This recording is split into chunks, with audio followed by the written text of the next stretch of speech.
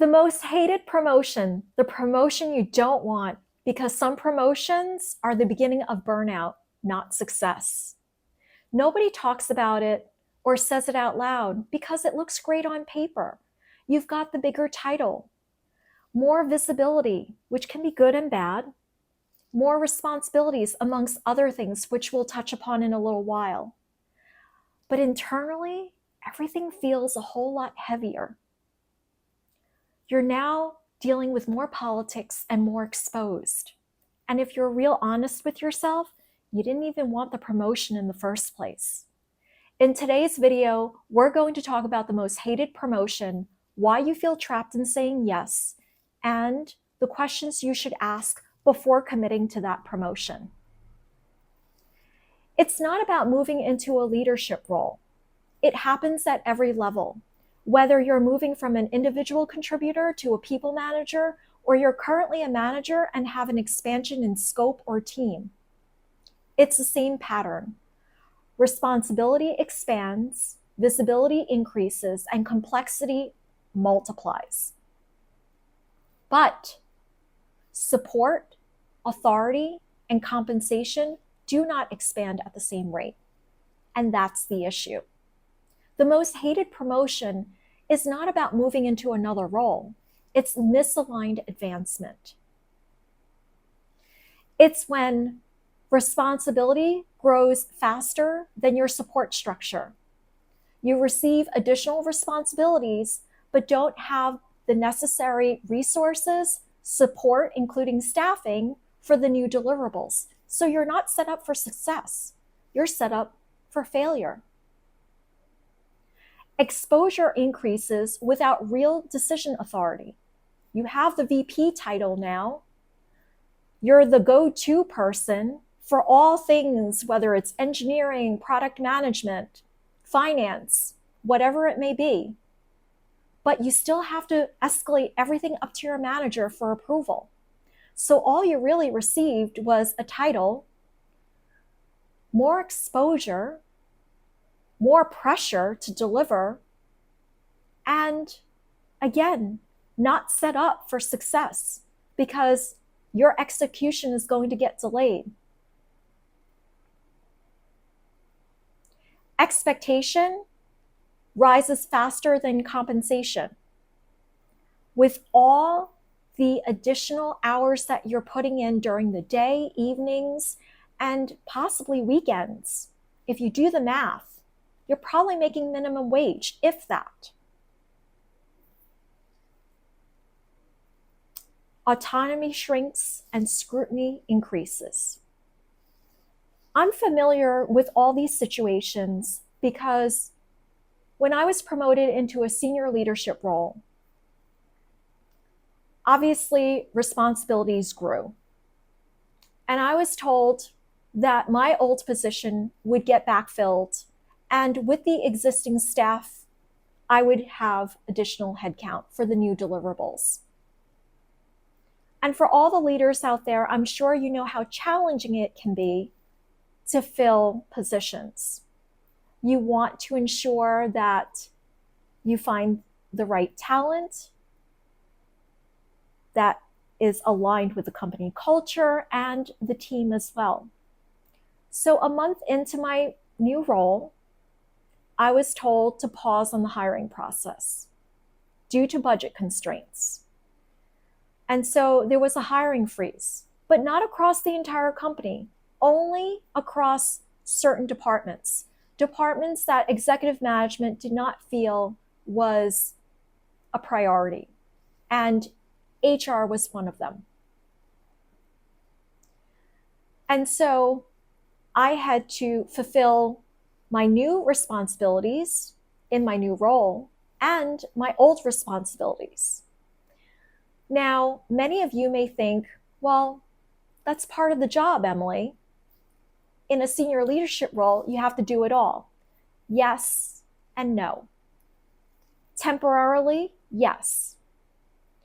But long term, for over a year, no. And companies will do that. They will give you as much as you can take. Until you wake up one day and realize that This is not growth. This is strain. When you're trying to keep your head above water.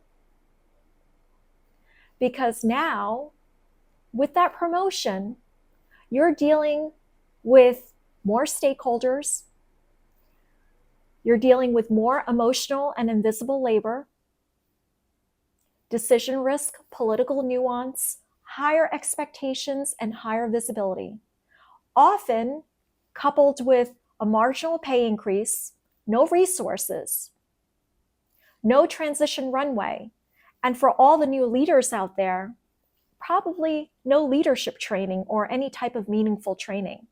Just a congratulations, and if you're fortunate, good luck wishes. But here's the part that no one tells you. You're often promoted not because the system is ready for you, but because the system needs you. And that's very different. Now, you may be asking, well, Emily, if it feels so misaligned, why do people accept these type of promotions? And I'll tell you why. It's tied to a number of different factors. The first one is it's tied to identity. You're the reliable one, the competent one, the one that leadership trusts to handle this promotion. If you say no to this promotion, it disrupts the narrative of, I'm the one who can handle this. And if you say no, you fear of what's going to happen to your reputation, which is the second factor. You think, what will this signal to leadership? Will this stall my career trajectory? Will I appear ungrateful? And then comes the scarcity mindset. What if this opportunity doesn't come up again? This is my last chance. I have to take this opportunity. We're conditioned to think upward mobility means progress. It means we did it. We're successful. It's that external validation we were conditioned to learn while we were growing up and in society, coupled with the corporate culture. Corporate environments tell us that upward movement is always better. The more scope you have, the more important you are. The more responsibilities you have, the more growth you have. But there's one thing that no one teaches, that one question that changes everything. And that is this promotion aligned with how I want to work? Or is this promotion aligned with how I want to be perceived? Because growth without alignment is not growth. It's depletion. Now that you've gotten the promotion, let's take a look at what actually shifts. Your calendar is filled up with more meetings than meaningful work, which you enjoy and find fulfilling. You spend more time managing personalities and politics than solving problems. And you say to yourself, I didn't sign up for this. Some of you may even think, this is a glorified babysitting job. And I know some of you think that because you've shared it with me. You stretch yourself thin, feel less competent, not because you're incapable, but because the rules of the game have changed. And that's when you start to feel trapped. Because going backward isn't as easy. Visibility has increased.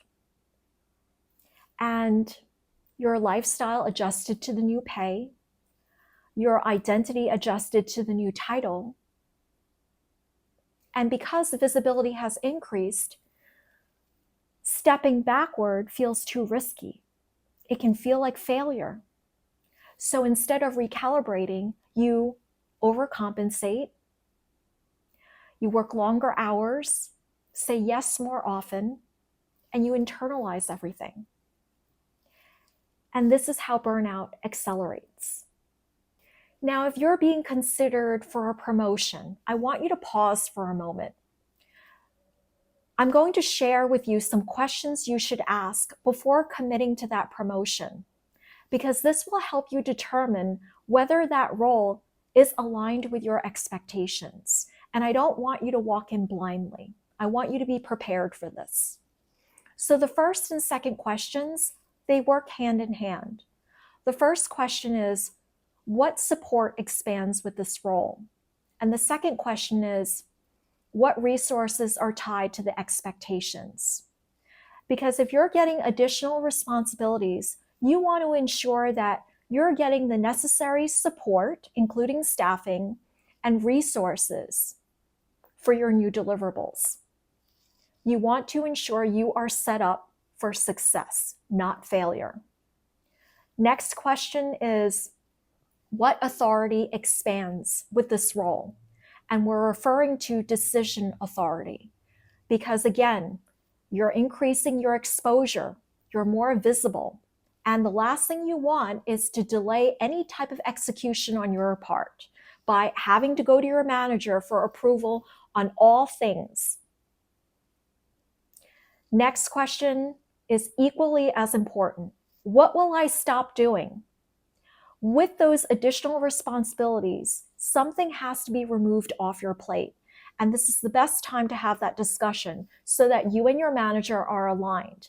Now, many of you, and I've seen many leaders do this, they just take on more because they feel that with this promotion, it's expected of them. Like I said before, yes and no. It has to be sustainable. What I see many leaders do at senior director levels and VP levels is to not release the tactical responsibilities. And what many leaders don't realize is executive management expects you to focus on the strategic initiatives and to execute them.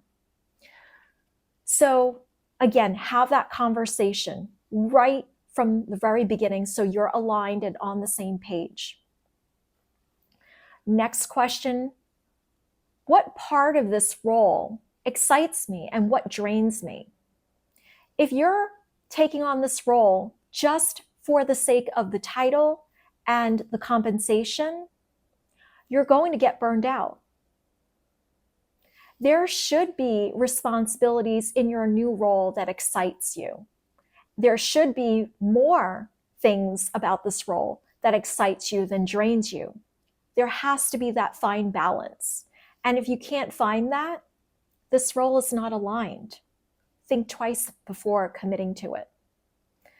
And again, the most important question, which we talked about earlier, is this promotion aligned with how I want to work? Rather than, is this promotion aligned with how I want to be perceived? That is a very important question. I don't believe that people hate promotions. The most hated promotion is the role that is not aligned with who you're becoming. Because as I said earlier, and I'll say it again, growth without alignment is not growth, it's depletion. And you are allowed to define success differently. Let me know in the comments. Have you ever taken on a promotion that you weren't fully aligned with? And how did you handle that? And if you're navigating through this right now and need guidance, feel free to reach out to me. I'll include my contact information in the description box below. I'll see you in the next video.